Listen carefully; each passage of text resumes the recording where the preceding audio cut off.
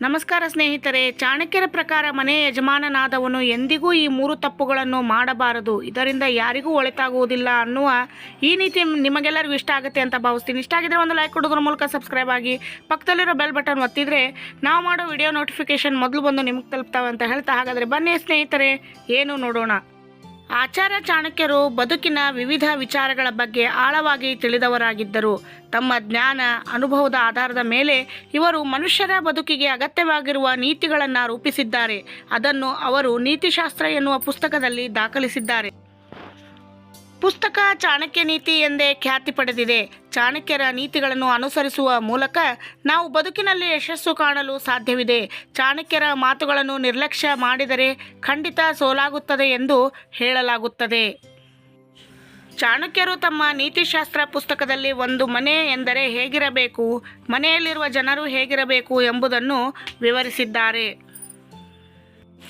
ಅವರ ಪ್ರಕಾರ ಮನೆ ಯಜಮಾನ ಈ 3 ಕೆಲಸಗಳನ್ನು ಮಾಡಲೇಬಾರದು. ಇದರಿಂದ ಮನೆ ಸರ್ವನಾಶವಾಗುತ್ತದೆ, ಮಾತ್ರವಲ್ಲ ಬಡತನ ಆವರಿಸುತ್ತದೆ. ಹಾಗಾದರೆ ಮನೆ ಯಜಮಾನ ಮನೆಯಲ್ಲಿ ಮಾಡಲೇಬಾರದಂತಹ ತಪ್ಪುಗಳು ಯಾವುವು? ಅದರಲ್ಲಿ ಮೊದಲನೆಯದಾಗಿ ಆಹಾರ ವ್ಯರ್ಥ ಮಾಡುವುದು. ಮನೆಯ ಯಜಮಾನನಾದವನು ಆಹಾರವನ್ನು ಗೌರವಿಸಬೇಕು. ದುಡಿದು ತಂದು ಹಾಕುವುದು ಎಷ್ಟು ಕಷ್ಟ ಎಂಬುದು ಅವನಿಗೆ ಅರಿವಿರುವ ಕಾರಣ ಆಹಾರದ ಬೆಲೆ ತಿಳಿದಿರಬೇಕು. ಯಾವುದೇ ಕಾರಣಕ್ಕೂ ಮನೆಯ ಯಜಮಾನ ಆಹಾರವನ್ನು ವ್ಯರ್ಥ ಮಾಡಬಾರದು. ಇದರಿಂದ ಇತರರು ಅವನನ್ನು ಅನುಸರಿಸಬಹುದು. ಇದು ಮನೆಯ ಮೇಲೆ ನಕಾರಾತ್ಮಕ ಪರಿಣಾಮ ಬೀರುತ್ತದೆ. ಹೀಗೆ ಮಾಡುವುದರಿಂದ ಮನೆ ಮತ್ತು ಕುಟುಂಬದ ಪ್ರಗತಿಯೂ ನಿಲ್ಲುತ್ತದೆ. ಈ ಅಭ್ಯಾಸವು ಬಡತನಕ್ಕೆ ಕಾರಣವಾಗಬಹುದು. ಇನ್ನು ಎರಡನೆಯದಾಗಿ ವಿನಾಕಾರಣ ಹಣ ಪೋಲು ಮಾಡುವುದು.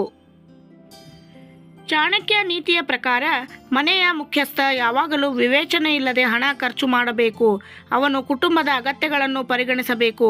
ಮನೆಯ ಮುಖ್ಯಸ್ಥರು ಆಲೋಚನೆ ಇಲ್ಲದೆ ಹಣವನ್ನು ಖರ್ಚು ಮಾಡಿದರೆ ಇಡೀ ಕುಟುಂಬವು ಆರ್ಥಿಕ ಸಮಸ್ಯೆಗಳನ್ನು ಎದುರಿಸಬೇಕಾಗಬಹುದು. ಮನೆಯ ಮುಖ್ಯಸ್ಥನು ಕುಟುಂಬದ ಭವಿಷ್ಯವನ್ನು ಗಮನದಲ್ಲಿ ಇಟ್ಟುಕೊಂಡು ಹಣ ಖರ್ಚು ಮಾಡಬೇಕು. ಇಲ್ಲದಿದ್ದರೆ ಭವಿಷ್ಯದಲ್ಲಿ ಮನೆ ಮಂದಿಯೆಲ್ಲ ಬಡತನವನ್ನು ಎದುರಿಸಬೇಕಾಗುತ್ತದೆ, ನೆನಪಿರಲಿ. ಇನ್ನು ಮೂರನೆಯದಾಗಿ ನಿಯಮಗಳನ್ನು ಮುರಿಯುವುದು. ಹಲವು ಬಾರಿ ಕುಟುಂಬಸ್ಥರಿಗಾಗಿ ಮನೆಯ ಯಜಮಾನ ಕೆಲವು ನೀತಿಗಳನ್ನು ರೂಪಿಸುತ್ತಾನೆ. ಆದರೆ ಎಷ್ಟೋ ಬಾರಿ ಹಾಗೂ ಹಲವು ಮನೆಗಳಲ್ಲಿ ಯಜಮಾನನೇ ಈ ನೀತಿಗಳನ್ನು ನಿಯಮವನ್ನು ಉಲ್ಲಂಘಿಸುತ್ತಾನೆ. ಕುಟುಂಬ ಮುಖ್ಯಸ್ಥರು ಅಂತಹ ತಪ್ಪನ್ನು ಪುನರಾವರ್ತಿಸಿದರೆ ಅದು ನೇರವಾಗಿ ಮತ್ತು ಋಣಾತ್ಮಕವಾಗಿ ಕುಟುಂಬ ಸದಸ್ಯರ ಮೇಲೆ ಪರಿಣಾಮ ಬೀರುತ್ತದೆ. ಕುಟುಂಬ ಸದಸ್ಯರು ಮನೆಯ ಯಜಮಾನನ ಮೇಲೆ ಗೌರವ ಕಳೆದುಕೊಳ್ಳುತ್ತಾರೆ. ಅವರು ಕೂಡ ತಪ್ಪುಗಳನ್ನು ಮಾಡಲು ಆರಂಭಿಸುತ್ತಾರೆ.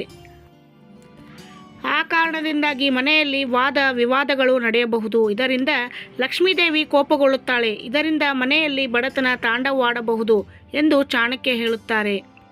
ನೋಡಿದ್ರಲ್ಲ ಸ್ನೇಹಿತರೆ, ಮನೆಯ ಯಜಮಾನನ ಈ 3 ಗುಣಗಳ ಚಾಣಕ್ಯ ನೀತಿ ನಿಮಗೆಲ್ಲರಿಗೂ ಇಷ್ಟ ಆಯಿತು ಅಂತ ಭಾವಿಸ್ತೀನಿ.